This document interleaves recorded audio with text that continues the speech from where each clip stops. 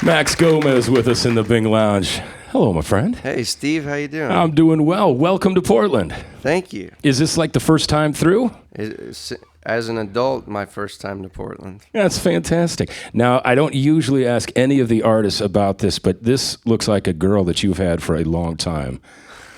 This guitar does not look like a first-time guitar. Did this come through the family? Is this something you just found at a shop? Where did this come from? I walked into a shop in L.A. Really? Yeah, an old antique guitar place, and everything was way out of my price range, you know. This one happened to be so beat up, if you will, so rugged and so worn that it was marked down a bit. I think the word is loved. I like to say that Woody Guthrie once owned it and rode the trains with it or something, you know? Right. Because, yeah, it's a 1953. Oh, amazing. So Those aren't usually marked down, though. no, they're not. And when I say marked down, I only had to save up for a few months and sell everything I owned to get it. There you go. So do you use it on the new album?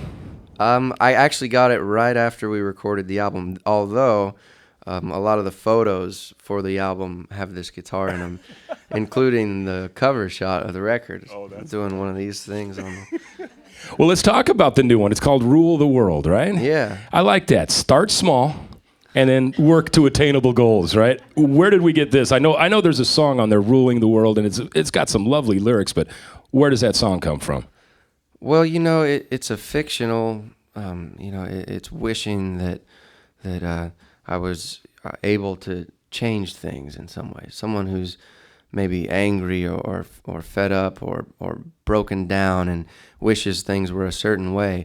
And they're all good things, you know. There's a lyric in there, I would drown out the cries with redemption songs, part the truth from the lies and the right from the wrong, if I could rule the world. So it's really just wanting things to be as good as they can be. Does writing like that come easy for you? That was sort of a flash. Most of my songs I work on quite a bit. That song came in what seemed like 10 or 15 minutes. So who'd you get to work with producing this new one? I got together with a good friend of mine. He's a great songwriter. His name's Jeff Trott. He's from this area. Yeah. I've only known him to live in L.A. because I've only known him for 4 or 5 years. But we've been getting together and writing songs together for years, and you guys would know him best for having written a lot of well-known songs with and for Sheryl Crow. Yeah. And anyways, he's kind of a great guitar player, too. He's where all those great licks come from. Right. And anyways, that last tune, Run From You, is one that me and him came up with. And anyways, we finally, he was finally fed up with me. He was fed up with me coming to write over and over with him, and I wasn't making an album. And he said, man, we've got to make an album.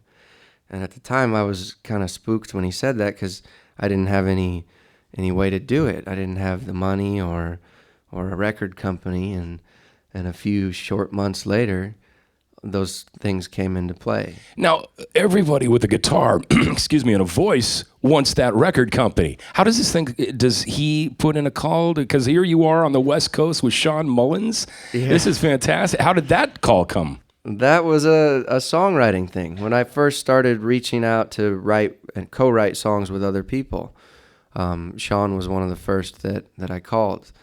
And he got an old demo of mine and said, what the heck, I'd love to write with this guy. Oh, fantastic. We got together and came up with 4 songs on our first trip, and 3 of them are on his last album. So, well, you know. So you guys are bonding right now, touring up and down? And yeah, we're buddies, man, and now we're in the bus, if you will, together, and we're having a lot of fun. Well, Sean's one of our favorites. He's been a poster child at KINK for a long time, so we're glad to have you a part of it now too, my man. Thanks, Steve. All right, thank you. Ladies and gentlemen, sorry about that, Chris. Once again, in our Bing Lounge this afternoon, and tonight at the Aladdin with Sean Mullins, Max Gomez. Thank you.